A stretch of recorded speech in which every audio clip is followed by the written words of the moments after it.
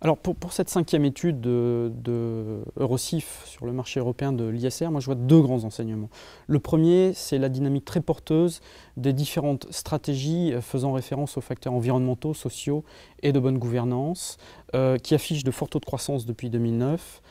et en tout cas sur l'ensemble des stratégies, des taux de croissance supérieurs à celui de la gestion déléguée européenne dans son ensemble. Le deuxième enseignement, c'est la prédominance très significative des stratégies d'exclusion sectorielle, qui est renforcée par la forte percée des exclusions normatives, c'est-à-dire des exclusions qui font référence au respect ou non de normes internationalement reconnues comme le Global Compact ou les principes directeurs de l'OCDE.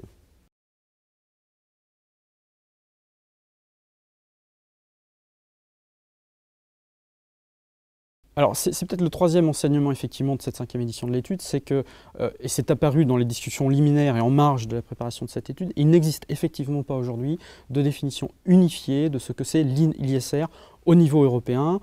On peut imaginer par exemple qu'effectivement cela reflète les différents cheminements, les différentes sensibilités, les différents historiques culturels propres à chacun des pays européens.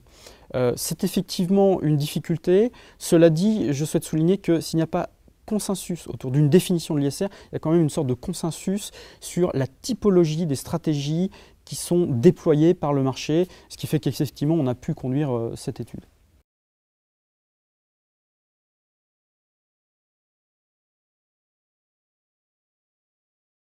Alors moi je vois deux éléments de réponse à cette question. Premièrement, je vois un marché qui, si on note la prédominance et la progression très significative des pratiques d'exclusion, voit également se développer des pratiques plus inclusives de sélection sur des critères ESG, comme par exemple le best in class ou l'intégration de facteurs ESG dans la gestion financière traditionnelle. Donc ça c'est un point plutôt positif, qui signifie également sophistication de ce marché, dans la mesure où certaines de ces stratégies sont de plus en plus combinées les unes avec les autres. Et le deuxième élément que je vois, c'est le maintien de la domination des investisseurs institutionnels, qui reste le moteur principal de croissance de ce marché, qui n'a pas encore vraiment essaimé à travers le marché des particuliers en Europe.